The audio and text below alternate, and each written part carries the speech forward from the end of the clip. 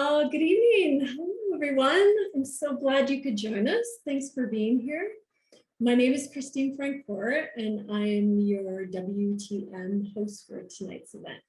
I'm part of the committee for the Wellness Through Mindfulness, and I'm also one of the teachers. So if you haven't been to one of our events in the past, just so you know, we are a local Calgary group dedicated to bringing the teaching of mindfulness and other related topics. So you'll see we typically I shouldn't say typically, we do have 2 events per month on the first and third Thursday, of every month.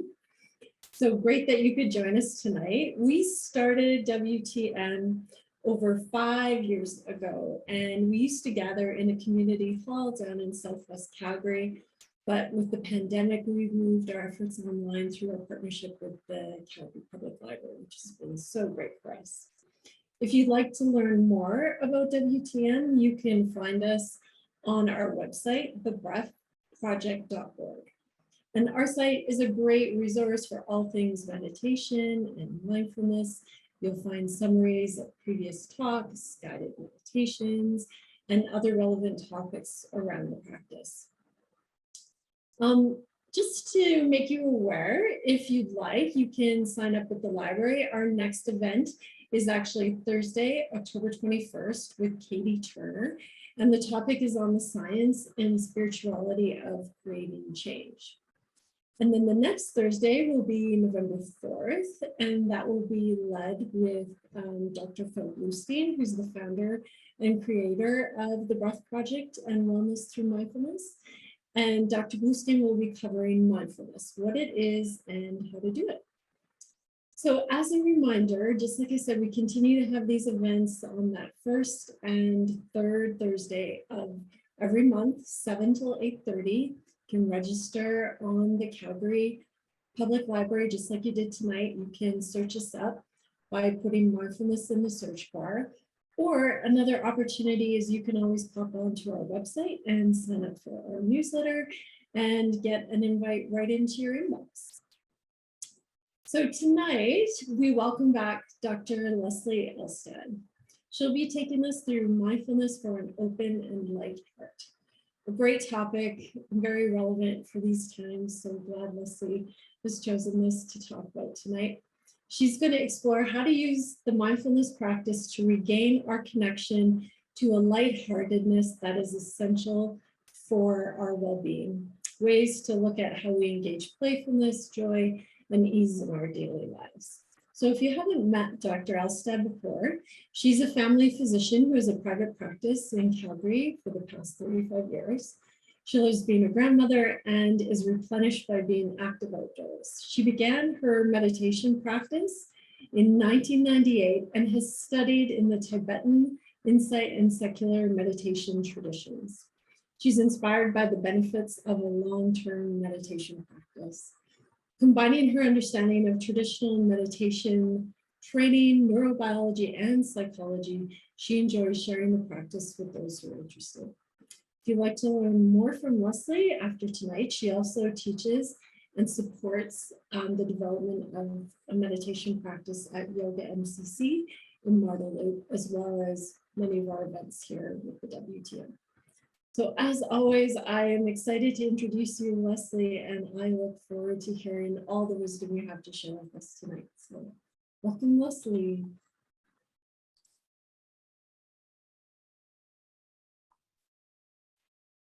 Thank you very much, Christine and Ida. It's wonderful to be here this evening. Yeah, so I was working today, as probably many other people were, and I rushed home to be here a little earlier than usual, and my husband had some food ready, and as I was carrying it over to the table, I dropped it, and it was on the floor, and every little bit of it was there on the floor. And so my husband came in from being outdoors and looked and said, "Oh, I guess you really have an opportunity to practice," which was true. It wasn't what we had planned on happening, but we had to revise our plans and find some way to include that I dropped the supper and we couldn't eat it. We had to make something new. So this is how life is. We make plans and then something happens and they don't go the way we want. So this evening, I was inspired to do this topic when we were at the end of the third wave. Phil asked me what I wanted to talk about, and I was feeling hopeful. Many of us had been vaccinated.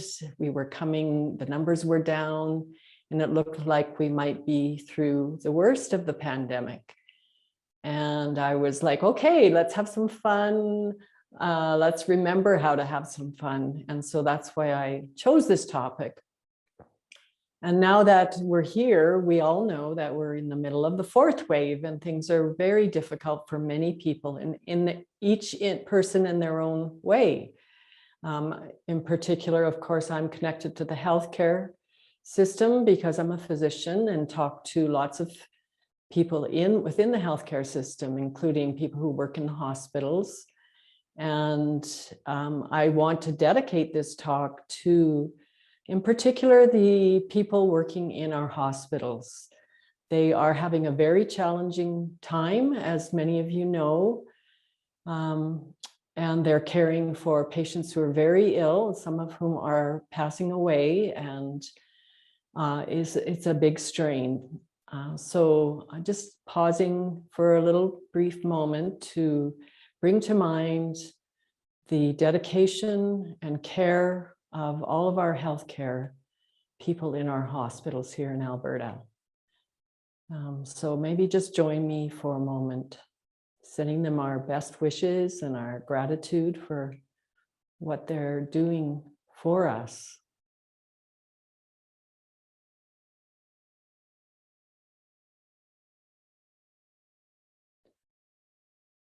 And I want to include everybody who's being affected by this pandemic, including those who are making choices that are confusing for some of us as to why people would make those choices. And I've had a few people in my practice who I've been talking with, and at times I felt separated and confused by what's being said.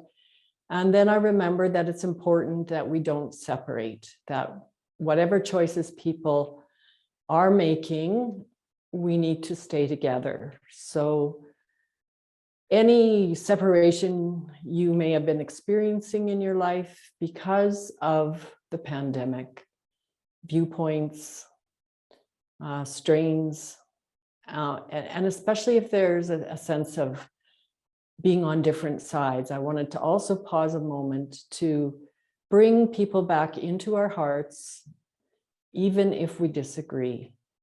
So again, I'm going to pause just to open the heart, stretch the heart to include all Albertans in our good wishes.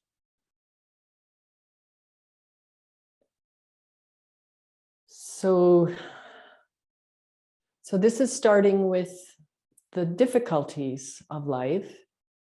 And when we're facing difficulties, it's also important that we remember our capacity for happiness and joy. So that's what the rest of this, or most of this talk, is going to be focused on, and what we're going to focus our meditation practice this evening on. I wanted to refer to someone who most of us have heard of and know carries a lot of joy with him, and that is the Dalai Lama. So these are words of the Dalai Lama. He says, "I feel there is a big contradiction. There are 7 billion human beings and nobody wants to have problems or suffering. But there are many problems and much suffering. Most of them are creation. Why? Why are there so many problems of our own creation? Something is lacking. As one of 7 billion human beings, I believe everyone has the responsibility to develop a happier world. We need ultimately to have a greater concern for others' well-being. In other words, kindness or compassion, which is lacking now. We must pay attention to our inner values. We must look inside. So in terms of joy, there are two, we can categorize joy as having two sources. One of them is external. And this is what most of us pay attention to, is what will we be able to engage with that will make us happy. It could be that we have particular things we enjoy doing, outdoor recreation perhaps, or watching movies, being with people we love, eating food that tastes good, going on a vacation, engaging with our passions, both at work and in our leisure time. And all of these provide us with satisfaction and a form of happiness. But as we can see, that happiness is dependent. It's dependent on our circumstances. And there is another kind of joy, which is what we're going to mainly focus on tonight, which is the joy that is independent of the circumstances that we're in. And there is a way to learn how to cultivate this and live from it, even when things are difficult. So this would be non-material joy, and the first kind of joy would be material joy. So when we connect with the inner sources of joy, our heart and minds are in harmony. We tend to radiate love and appear contented, feel contented, and this shines through us and is available to others. So our inner harmony supports outer harmony. We engage with others in a way that leads all of us to feeling more connected and having a sense of peace, belonging. So this evening, we're going to start the meditation now by first of all looking around the space that we're in and just checking if there's anything that is threatening or puts us in any danger, because it's helpful to the nervous system to know, well, actually this space is safe. There's nothing here that will endanger me for the next 20 minutes as I engage in meditation. And then it can also be helpful to find something in the environment that we find beautiful or reassuring, a familiar object, and just allow the arising of that pleasure of beauty, of contentment, of safety to come in through our eyes and settle into our body. And as we gradually feel more connected with these qualities, we may feel safe enough to lower our gaze and perhaps even close our eyes. And with our eyes closed,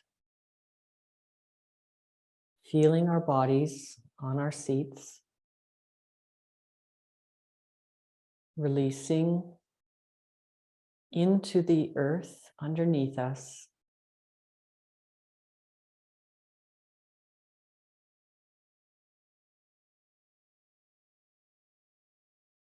allowing the steadiness and solidness of the earth to come into our bodies, and particularly into the spinal column,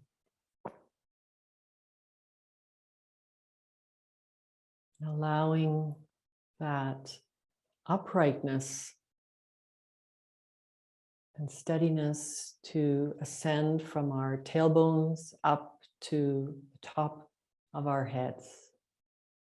And when we invite that, we often have a sense of more confidence of dignity.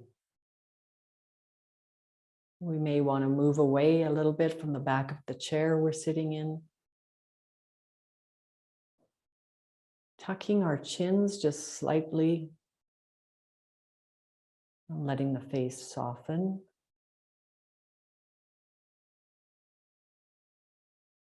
And the shoulders relaxed and open. And then a couple of deeper breaths in the belly.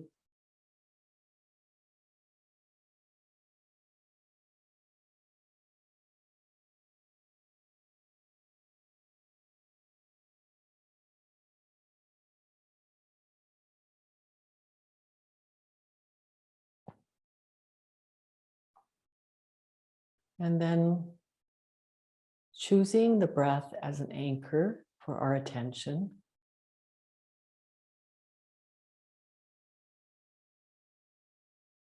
Following the breath all the way in and all the way out.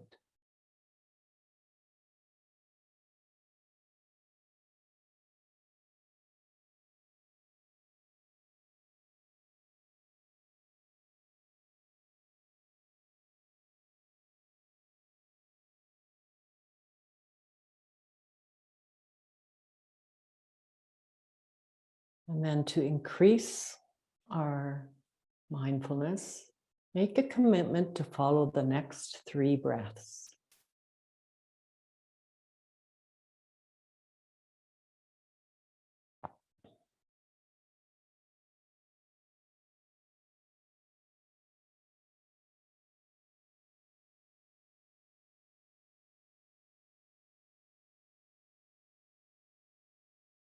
And then the next 3 breaths.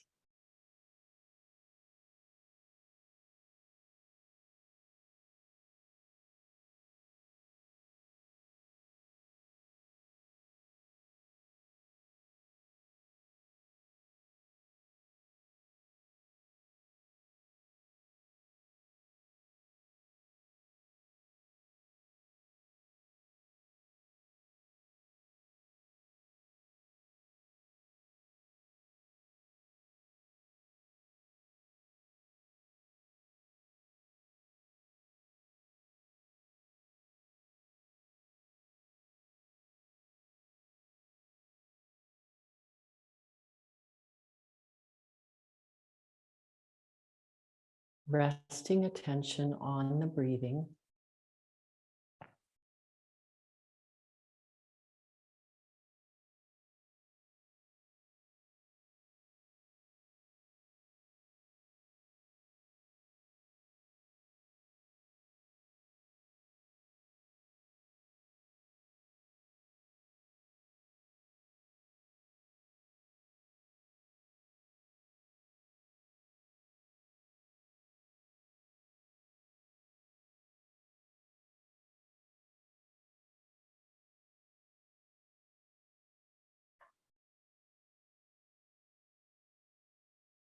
And now bringing attention to the heart area. It can be helpful to put a hand on the heart. And just feeling what's in the heart right now.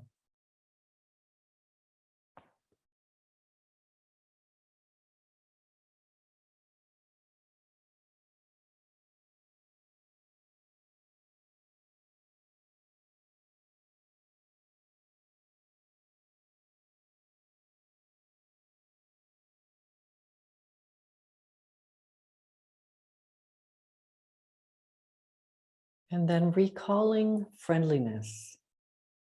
Just thinking of a time when you felt friendly,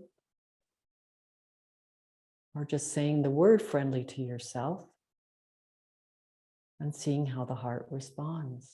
Friendly.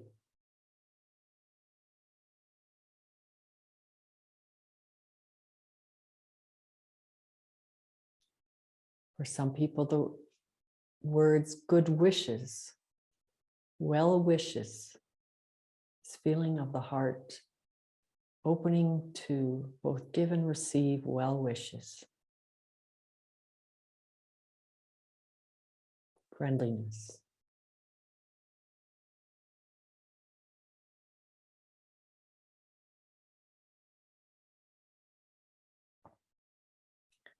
And then bring before you the image of someone in your life who you see as a generally happy person. They're cheerful. They're not cheerful all the time, but overall, you would call this person a cheerful person.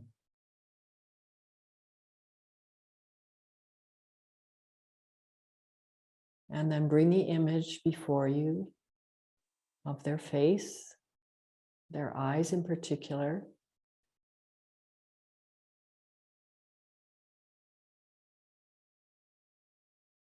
And seeing their cheerful, happy appearance.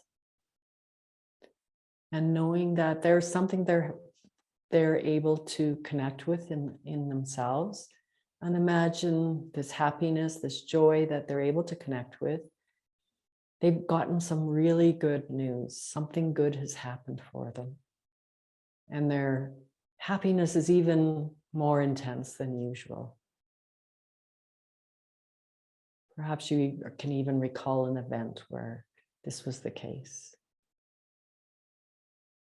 Something happened for them that was what they wanted, and it was a good thing for them.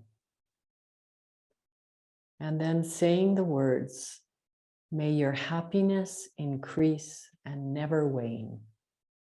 May this happiness you have now increase and never wane. And seeing them in front of us with a happy expression on their face, joyful.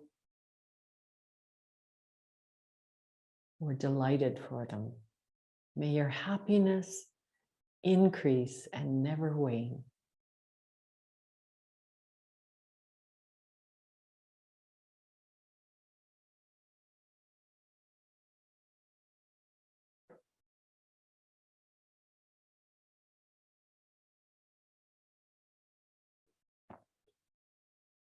And continuing to say that phrase on your own, may your happiness increase and never wane.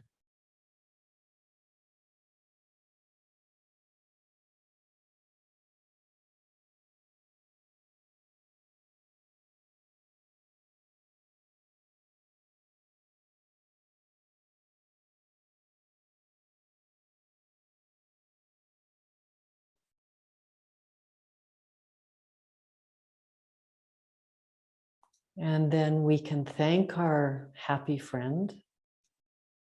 And you have a choice here. You can either just let them dissolve into space, or you can bring them beside you as a helpful presence as we go through the remainder of the meditation.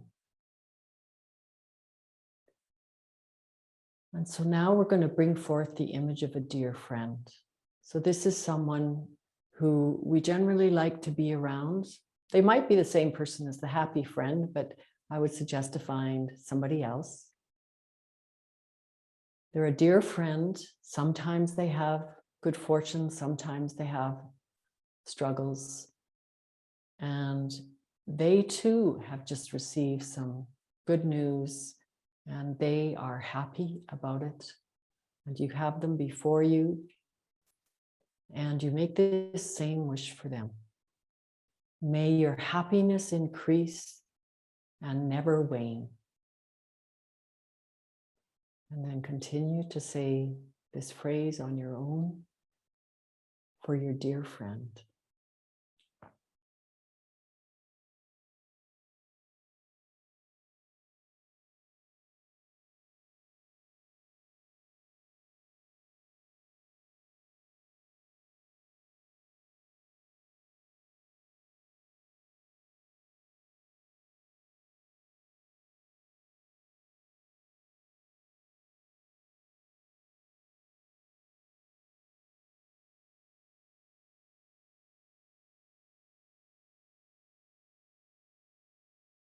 And now you can allow this dear friend to dissolve into space or have them join you and support you in the rest of the meditation practice. And now bringing forth what we call a familiar stranger or a neutral person, which is, of course, most of the world. Most of the people we coexist with on the planet, we don't know them.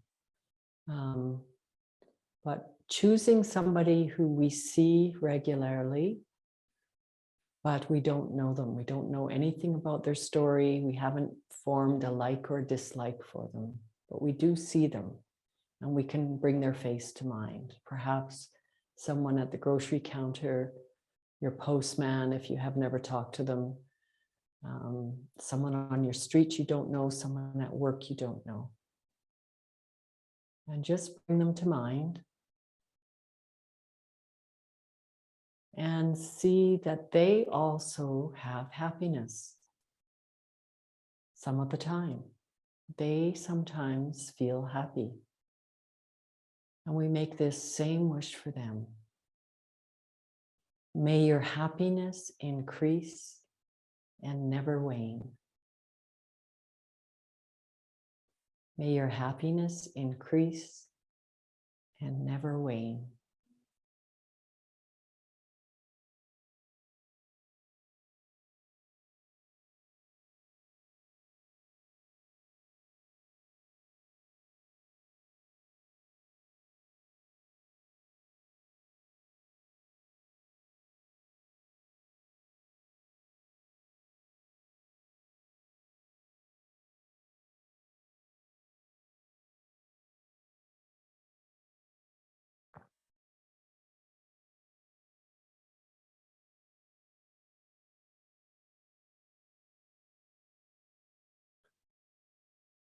And then allowing this person to dissolve into space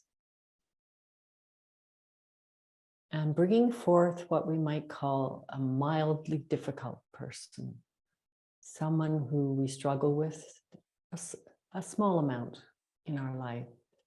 They, for us, are difficult. And despite the difficulty, we know that sometimes they're happy. They have happy moments, happy times.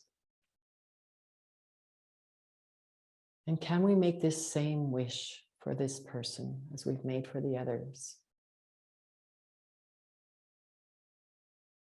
May your happiness increase and never wane.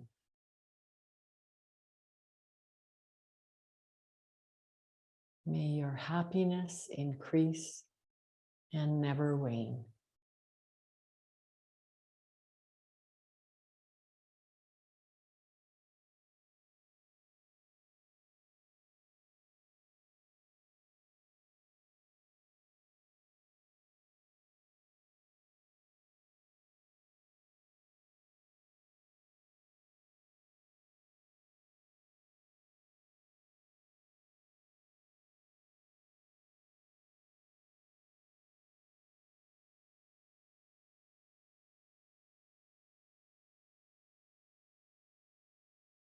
And now letting this person dissolve into space. And then making this same wish for everyone here in the room with us, the Zoom room, all the people who are on Zoom sharing this meditation, doing what we feel is good for us, maybe good for others. Just imagining each of us usually in our home, but it could be in the workplace or a friend's house, online, on Zoom, and sending these same wishes for the continuing happiness. Each of us has times where we're happy. May your happiness increase and never wane, each and every one in the Zoom room.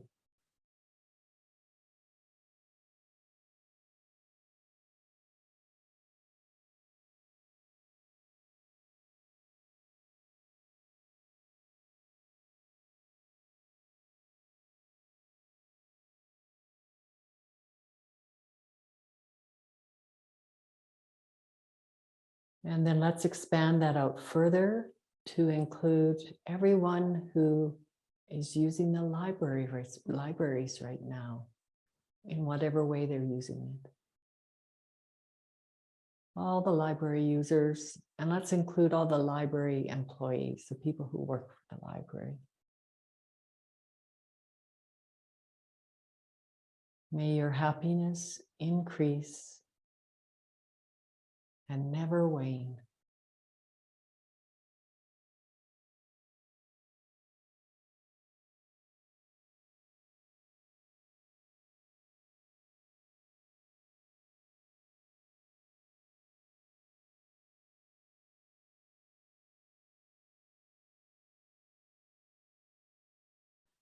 And then let's move it out to include everyone in our city in Calgary, if that's where you're from. I know you might be from elsewhere, but most people are probably from Calgary.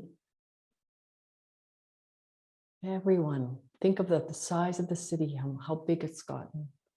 Over 1 million people, I believe. May your happiness increase, each being in there, wherever they are right now. May your happiness increase and never wane.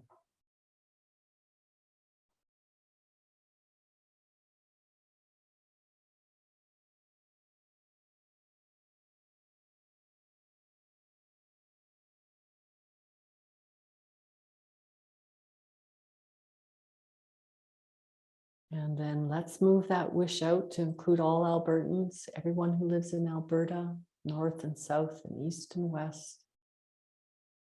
All beings, even the ones we don't agree with. May your happiness increase and never wane. Good wishes.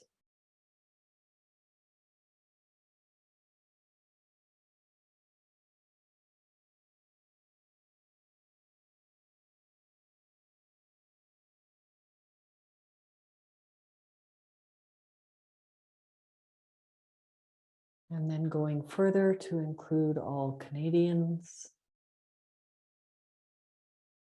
all across Canada, east and west and north,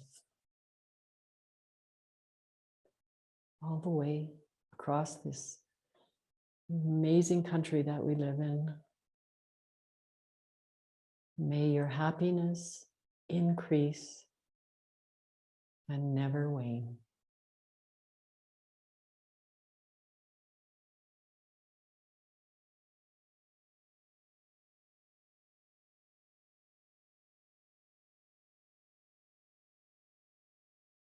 And then spreading the wish further all the way around the globe.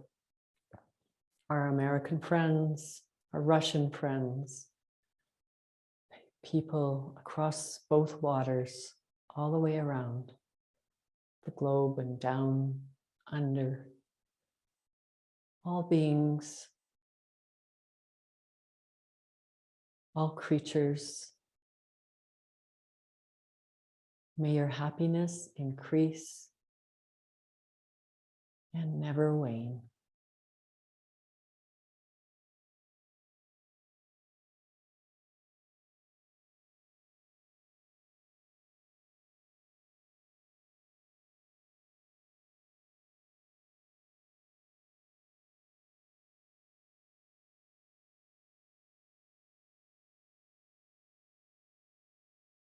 And then letting that go, that way of practicing.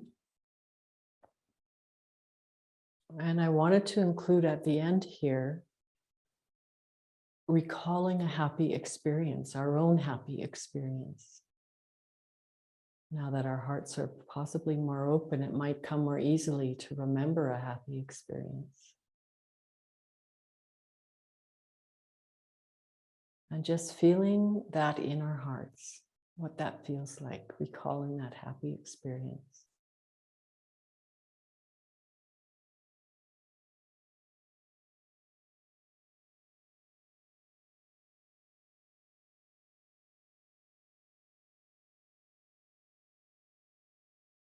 And then just radiating outward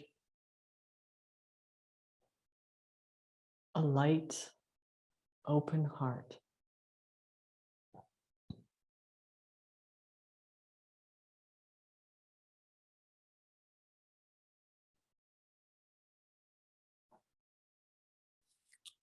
And continue to rest in the radiance of happiness. And I'm going to read a poem to celebrate the meditation we've just done. And this poem invites us to use our imaginations. So some people do best to close their eyes when they're using their imagination, but I'll leave it up to you if you want to have open or closed eyes. The poem is called Lie Down, and the poet is Nancy Paddock.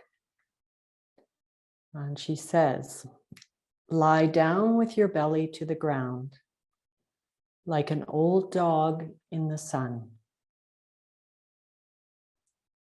Smell the greenness of the clover leaf. Feel the damp earth through your clothes. Let an ant wander the uncharted territory of your skin. Lie down with your belly to the ground. Melt into the earth's contours like a harmless snake. All else is mere bravado. Let your fists open into useless tendrils. Let your mind resolve into a tangle of grass. Lie down with your belly to the ground, flat out on the ground level. Prostrate yourself before the soil you will someday enter. Stop doing, stop judging, fearing, trying. This is not dying, but the way to live in a world of change and gravity. Let go, let your burdens drop. Let your grief charge bleed off into the ground. Lie down with your belly to the ground, and then rise up with the earth still in you.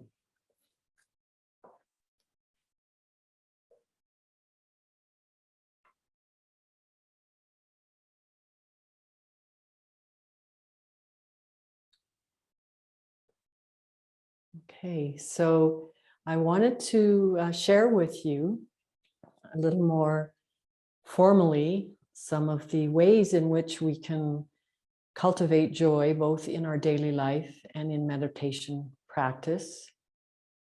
And we have practiced the Sympathetic Joy Practice this evening, primarily. That's been the practice. I'll talk a little bit more about that later. But I wanted to now move to talking about how we can create moments of happiness, or maybe more accurately, notice moments of happiness in our daily life. So when we start our day, you may want to experiment with setting the intention to notice happiness on that particular day. Look for it. And often we can notice happiness when there are pauses in our life, natural pauses, like sitting, waiting, making a transition from one place to another. So for example, when you walk from your home to your method of transport that you're going somewhere, whether it's to work or to school or to shop, there's a transition. And you may notice that there's a sky out there, and there are trees and grass. And it can be as simple as looking at the beauty of nature in a small pocket for 30 seconds as we make a transition, and just allowing the beauty of it to come into us, in through our eyes, in through our bodies, and awaken our own natural happiness. We can also provide ourselves with opportunities to recall happiness through setting prompts on our phones, through using objects in our home or at work that remind us, oh yes, I'm cultivating happiness. And looking at that object, it reminds me that that's what I'm doing. Or when we put our hand on a doorknob to open a door, I'm working on cultivating happiness. Can I recall happiness in this moment?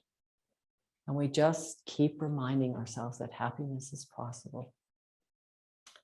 Another thing that can work quite well is to have photographs. Most of us have a phone that we use, portable phone, and we can put photographs on our phone, on our photo app, and pull them out and look at them and be reminded of beauty, of events, of people who stimulate us to feel happy.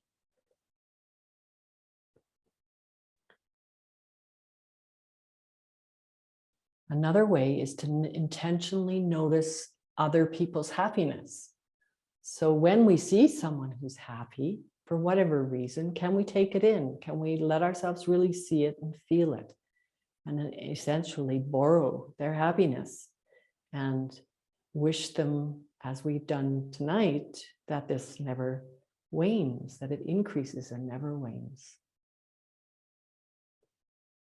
So I wanted to give you an opportunity, if you feel moved to do it, to type in our chat box a few words about something that works for you to recall happiness. And then as you're reading, after you've done your own typing, reading what other people have written, allow yourself to really feel that this is happiness of someone else. And can we be happy about their happiness? I'm happy that you're happy. So go ahead and type into the chat box. And I'm just going to have a peek at what you're writing. If you are starting to come up with some ideas of things that make you happy or help stimulate happiness.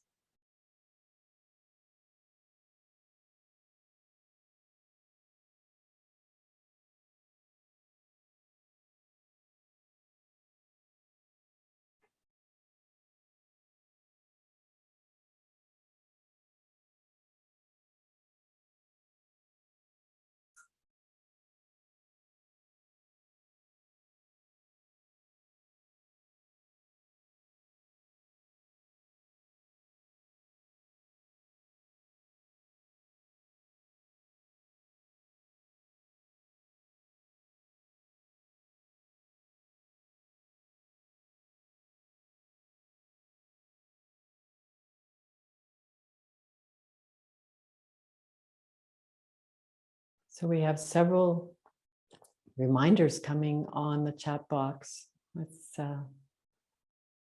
moving my heart, and I hope giving all of us a chance to share in another person's happiness.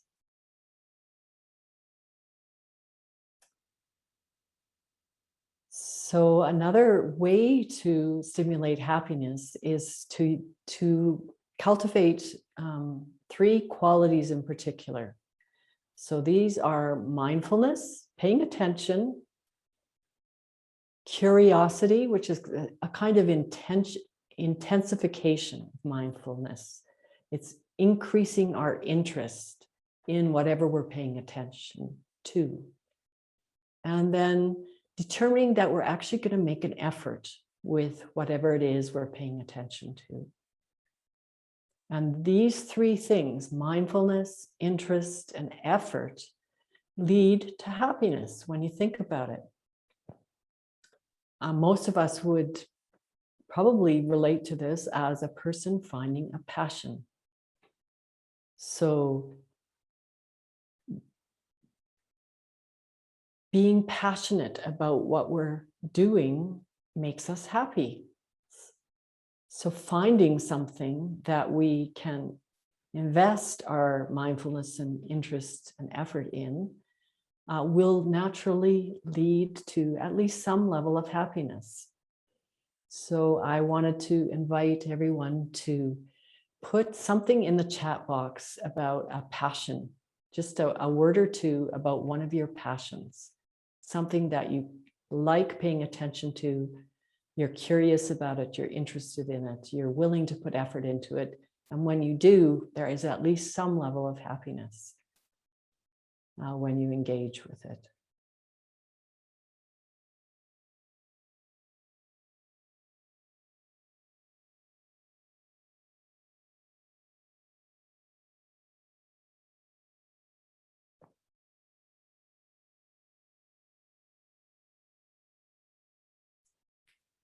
So again, we can maybe even get some ideas about what we might want to include or add to our life, or just reinforcement that people have passions and they make them happy. They help stimulate happiness. So then I wanted to move on to talking about the formal meditation practices that we can include to increase our capacity for happiness.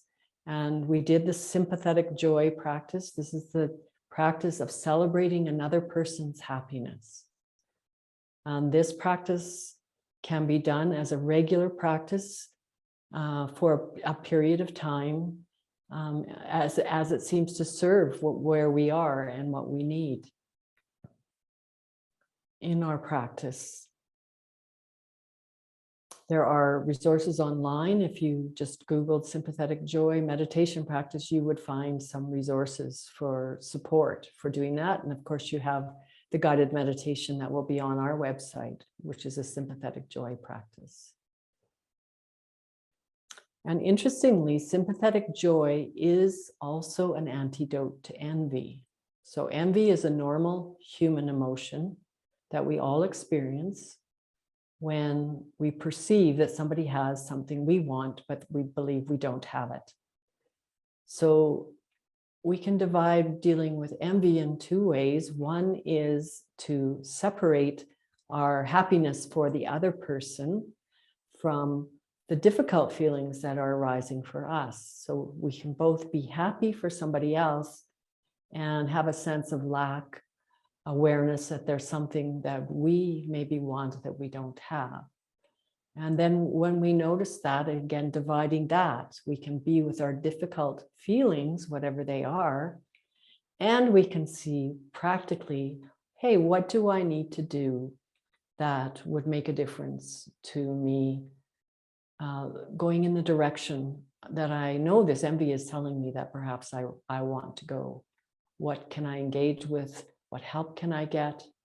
How can I make this particular thing become more a part of my life than it is currently? So I wanted to bring that up in talking about sympathetic joy, one of the uses of it. The other practice, spiritual practices that have been mentioned by some people in the chat box, which is a formal gratitude practice. And we can do this, settle into a meditation, and then pop the question, what am I grateful for? Or the other way around, we can just open to the feeling of gratitude. What does gratitude feel like? And then bring to mind gratitude and apply it to different experiences in our life. Where can we see what we are grateful for? And this is particularly an antidote to resentment. When we're feeling resentment, we both need to be with the difficult feelings that are there and accept them and have compassion for ourselves, but also look for what we are grateful for. So I'd also like to give everyone an opportunity to type in the chat box something that you are grateful for in your life.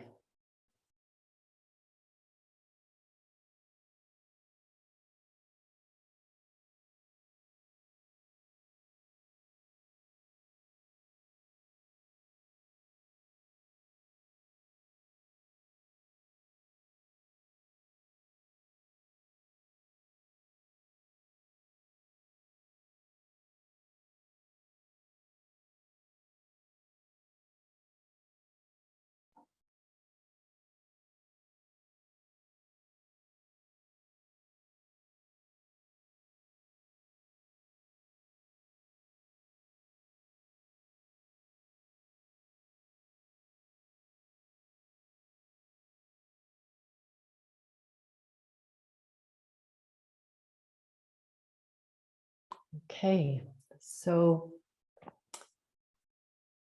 another spiritual practice is the practice of generosity, and we can do this both as a meditation and daily life practice.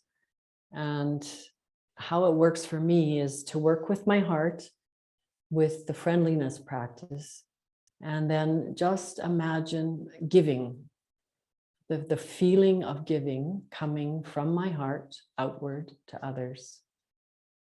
And so this can be a way of cultivating this natural capacity that we have to be generous by just opening to how the heart wants to give. Now we can let that radiate into our faces and into our arms. Imagine giving with our hands in the many ways that we work and do things. Somebody mentioned banana loaves, photography, all the many ways that we can give to others through using our bodies and our minds and our hearts.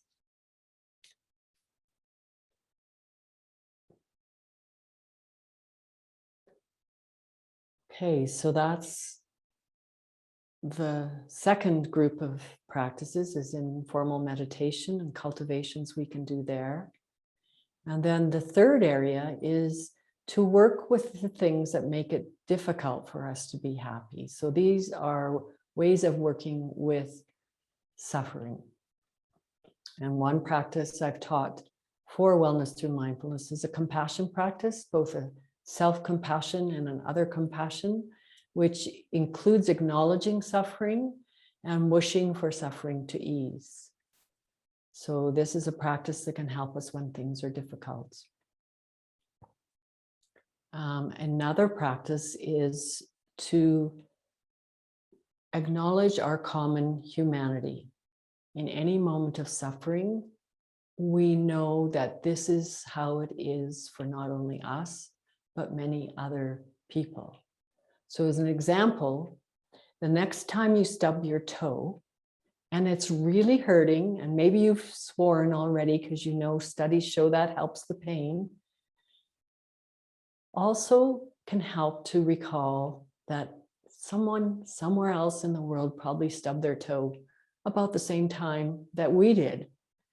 And they are feeling a very similar feeling of pain and maybe some self-recrimination. Why did I do that again after all these times in my lifetime? I should know better. Perhaps that's part of what we experience. But the common humanity of these mishaps that we have as human beings, as these difficulties we run into, this is how it is for me, and this is how it is for many others. And feeling our hearts open to the truth that suffering is shared. So that's a practice of common humanity and compassion. And then there's another practice that can help us deal with difficulty, which is to recall our own goodness and to recall the goodness in others. So it's a human trait to look for difficulties, be critical for good reason, for our own safety and for growth. But we need to counterbalance that natural tendency by cultivating the practice of remembering the goodness that we have. So I thought we could pause for a moment, and it might be the most difficult request I'm making tonight is to have you type in the chat box something that you like about yourself and share it with others. Something that you acknowledge you already have goodness in you, and it's something that you respect about yourself, that you appreciate about yourself, and share it with others.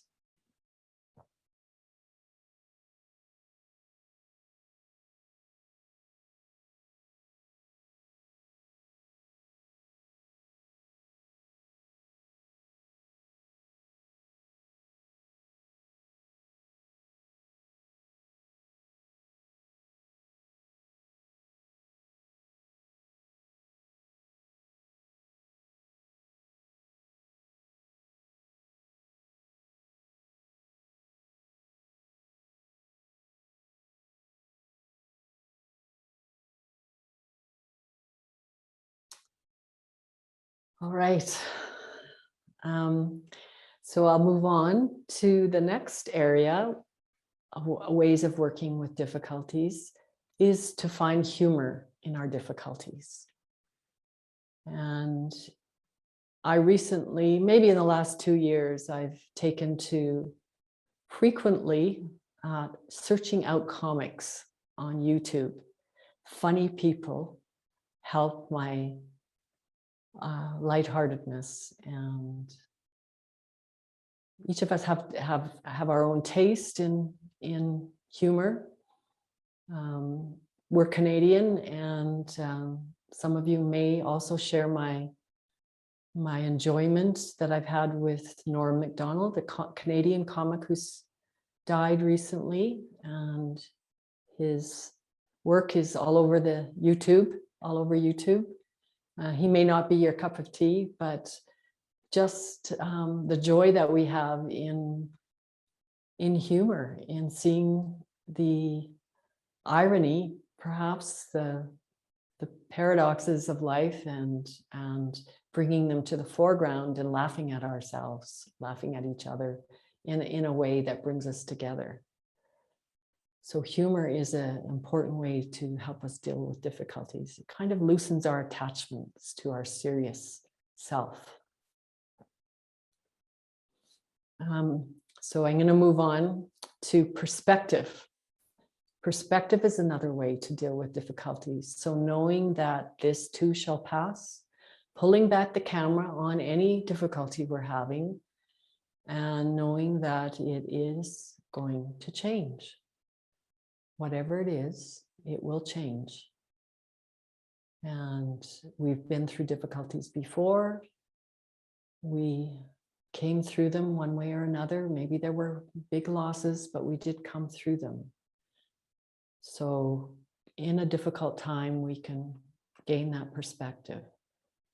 And in our time of a pandemic, we know that there was a pandemic about 100 years ago that lasted about 2 years. And many, many people died in the world, but it did end. And the pandemic we're experiencing will end.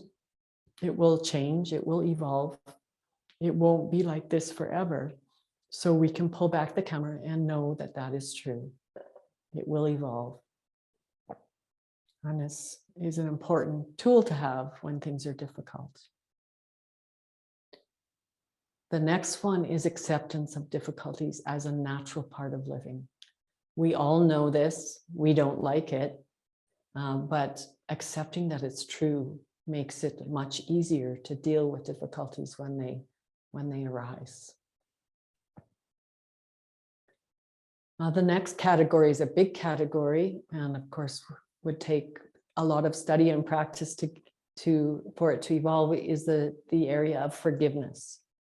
So forgiveness for ourselves, forgiveness for others, asking for forgiveness from others. These are all types of forgiveness that can free our hearts and lead to a lighter heart. And then a further word on generosity as we come toward the end of our talk this evening is to ask ourselves, and I'm not going to suggest that you need to type this one in the chat box, just more checking in with your own heart. Given how things are in our lives right now, each of us, how can we act with generosity? What kind of, it may just be a change in attitude, or it may be an action. How can our hearts open more generously, or continue the generosity we already know we're sharing?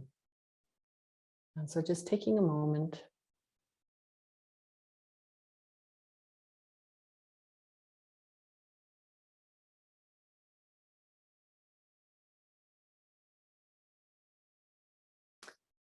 And then to finish the evening, I have another poem that I wanted to share with you because it's so lovely. For no other reason than it's a lovely poem. So It's called The Patience of Ordinary Things by Pat Schneider. It is a kind of love, is it not? How the cup holds the tea, how the chair stands sturdy and foursquare, how the floor receives the bottom of the shoes or toes, how soles of feet know where they're supposed to be. I've been thinking about the patience of ordinary things, how clothes wait respectfully in closets, and soap dries quietly in the dish, and towels drink the wet from the skin of the back, and the lovely repetition of stairs. And what is more generous than a window?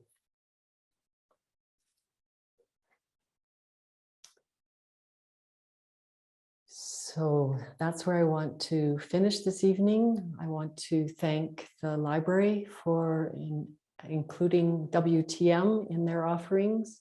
And I want to thank Christine and Phil and Alan and Paula, the members of WTM who are the core members. And then open it up to Christine, who's going to moderate the Q&A. So now in the chat box, oh, the author of the last poem, I can see the question. I will find it and share it with you. Here it is, Pat Schneider, Schneider, Pat Schneider. And the book is called The Poetry of Presence, if you can see that. It's in that book.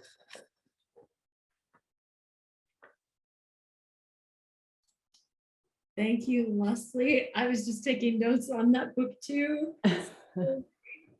So good. Oh, Leslie, as always, my heart. What a beautiful practice that you led us through, and just all the great prompts and things you've given us to think about for cultivating more joy and happiness.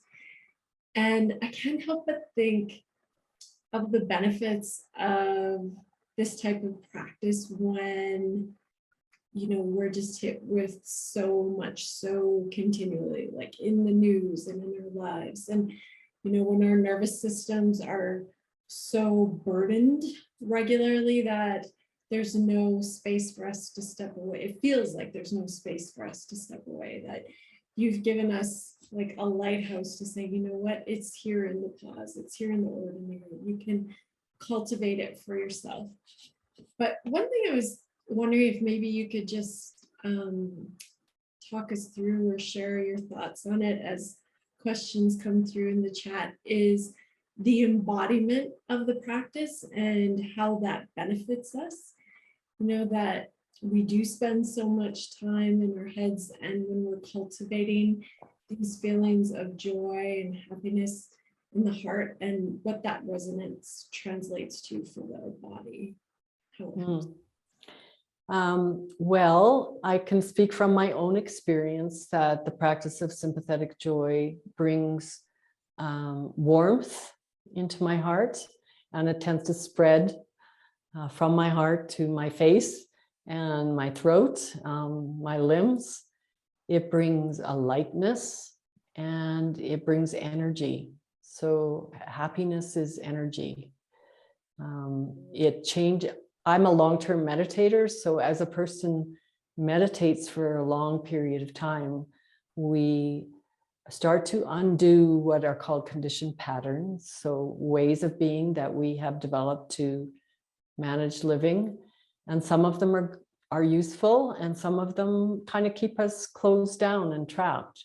And as we meditate for a long period of time, this energy of happiness is very important for softening up the held, constricted patterns in the mind and the body, and relieving us of long-term conditioning that's causing us to unnecessarily suffer more than we need to. So it provides energy. And is it helping our sympathetic nervous system too? Do you find that it creates like a more sense of calm to balance off that? it's energizing. So I think it probably is more towards, this, as you say, the sympathetic nervous system, but also when we feel happy, we tend to calm down. Maybe afterward, maybe we can all recall experiences that were happy for us. For example, going for a hike and we get back to the car and we feel relaxed. And if we're the lucky one not to be driving home, we might fall asleep quite easily because of this, not just the physical exercise, but the happiness that's in our system. So happiness does lead to calm through, first of all, activation of the sympathetic nervous system. And then there seems to be a natural release into calm. In fact, there's a practice called the 7 Factors of Awakening. I covered 4 of them, which is mindfulness, interest, energy, and then happiness. And the next one is tranquility. So happiness does also open the parasympathetic nervous system, the relaxing nervous system.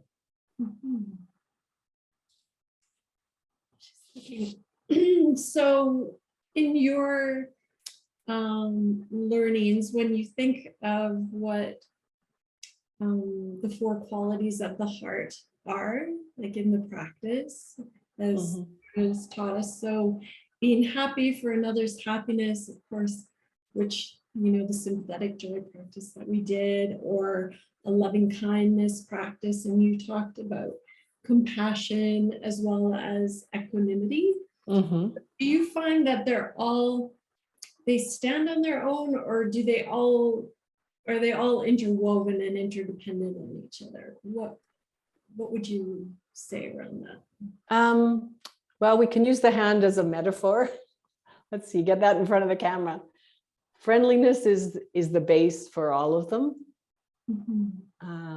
That's why I started with friendliness. Friendliness is a basic well-wishing, and when cultivated towards a general experience, it's called loving kindness.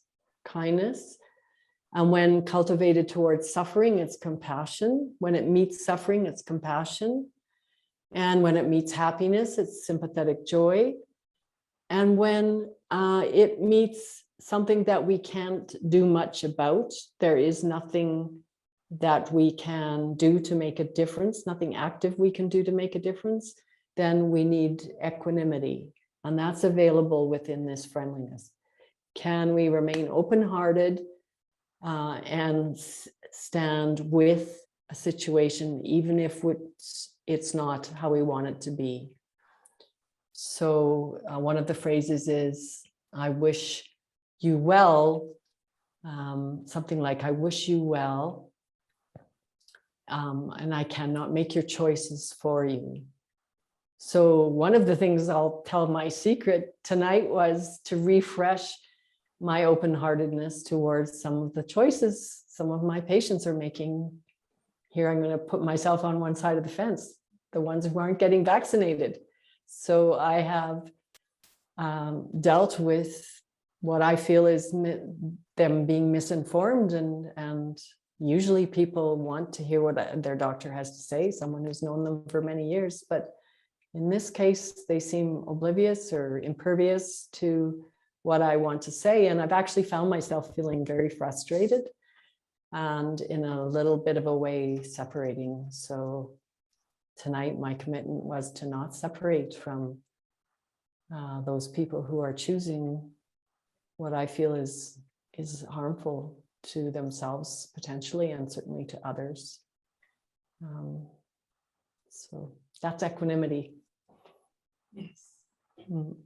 I just saw here, Leslie, that Phil has brought a comment here, a question, saying we live our life through the lens of deficiency.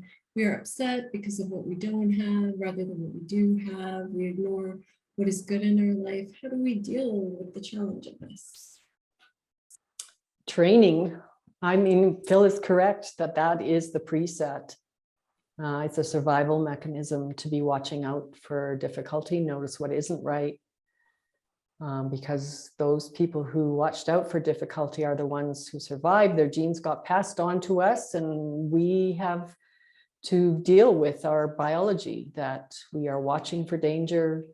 We're aware of what's not there a little bit more than we are aware of what is there. So that is why a big part of meditation practice is an actual cultivation of balancing qualities such as sympathetic joy, as we've done tonight, gratitude, and generosity. These practices are necessary because of how we're put together. Mhm. It's true. And like what you're saying about gratitude, Leslie, like when I can feel the difference when I'm practicing gratitude in my head, where I'm just listening, and not really feeling like the echo or the resonance of, the gratitude, the true gratitude for, my family. And then to really pause and see where to connect into myself and feel that embodied. And the balance of that it's not just something that I'm trying to consider or name off and hope that it has an effect. Yes, there is a difference between the head and the heart, and we want to connect them.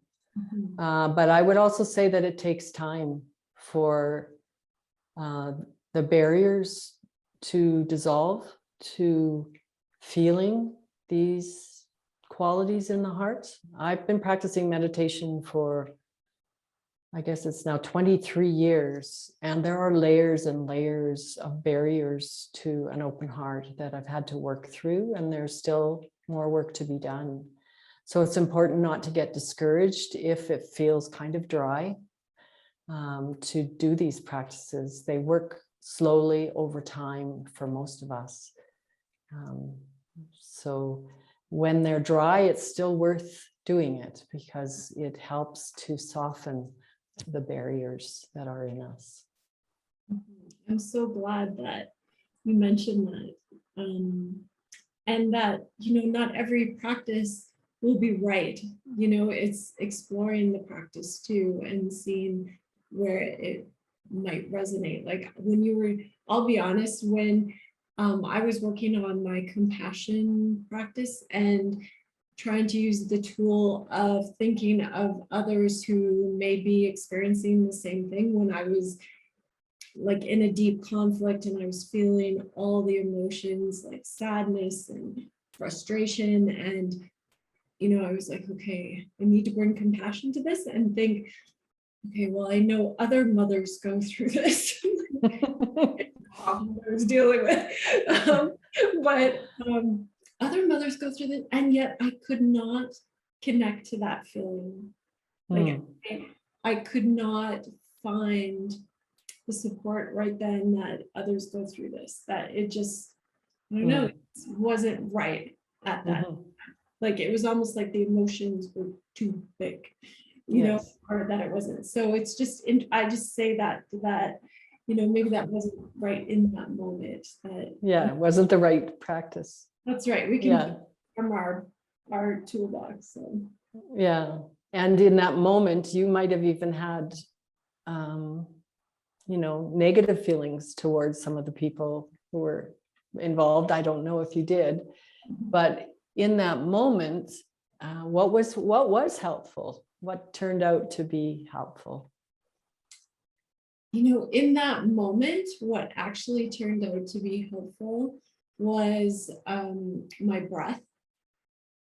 Like it was all about coming back into my body and just seeing my physical response, to slow my emotions, because it was, when the emotions get going so big. And so when I was finally able to like slow, like through my breath, get present and just bring myself back to, okay, I'm creating the story and I'm continuing to build the momentum and the energy of this situation through my story. Like it was done, it had already happened, but I was continuing to foster. So. Yeah, and these big ones, these ones that really take time to work through, are very valuable because they tell us where we have a conditioned pattern that is important in our experience. And so another reflection when we are hitting a big one is, oh, this is really good for my spiritual practice, because this is a barrier to my open heart. This particular knot is holding me back from my fullness, and I need to spend some time with it. A lot of self-compassion and breathing, as you said, with whatever it is. At the time, that's the last thought we might have, is that this is an opportunity. But it really is an opportunity. I've had some that have taken me like 2 or 3 years to work through, because they were so fundamental to what's kept me stuck. And they were in little pieces. There were different parts to them. And so I had to work through them in a determined way, but with a lot of gentleness as well.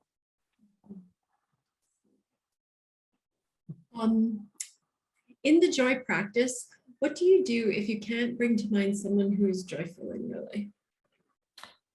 That's a really good question, because sometimes those people are hard to find. So sometimes it's good to use animals and go to YouTube and look at some puppies or cats, if you're a cat person, and just connect, usually with youngish beings who are not as burdened yet, perhaps, in their happy moments. I know youngish beings also have miserable moments, but there's not too many people on earth who cannot find some connection with joy with either a cat, a dog, or a baby. So that's one thing you can do. And if you can't think of a being, you might want to think of a joyful experience, and just get your mind open, your heart and mind open to the quality of joy. Also, the arts can be a source of joy for many people, nature. And so you might find it easier to connect with joy through those means. Yeah.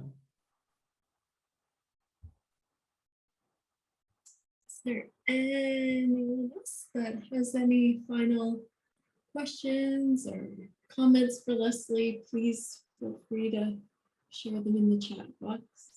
But maybe in the meantime, Leslie, like, do you want to just take a couple minutes, and you gave us so many, do you want to just give us another quick summary for everyone to take their final notes and reminders? So I would say that the most important takeaway from tonight is that joy is always possible. It's always there as part of our nature to have access to joy, and that cultivating joy, recalling joy, provides us with strength when we go through difficulties. So it's not an add-on practice. It's not a frivolous practice. It's a very important practice for strengthening our spirit, our body, and our mind for the difficulties of life, and that there are many different ways to do it.